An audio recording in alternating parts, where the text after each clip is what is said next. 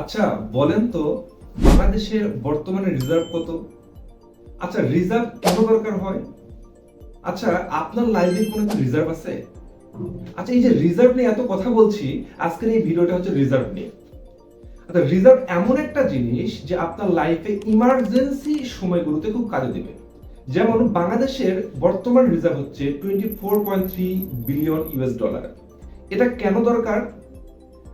Emergency situation হতে পারে, যেমন করোনার সময় আপনারা দেখছেন ইমার্জেন্সি সিচুয়েশন হয়েছিল, ওই সময় এই রিজার্ভ থেকে যাতে খরচ করা যায়। বাংলাদেশের মানুষের যে কোনো সিচুয়েশনে, ইমার্জেন্সি সিচুয়েশনে ওই রিজার্ভ থেকে খরচ করা হতে পারে। তো এই ইমার্জেন্সি সিচুয়েশন গুলো আপনার লাইফে হতে পারে না? আপনি একটা প্রাইভেট কোম্পানিতে জব করেন, খুব ভালো হ্যান্ডসাম একটা স্যালারি পান, কিন্তু আপনার কোনো রিজার্ভ নাই। আপনি কি করোনার কথা ভুলে গেছেন? কত মানুষ জবলেস হয়ে গেছিল। আপনি তাহলে কেন এটাকে চিন্তা করতেছেন না? আমার মনে হয় আপনার আজকে থেকেই রিজার্ভ নিয়ে ভাবা উচিত।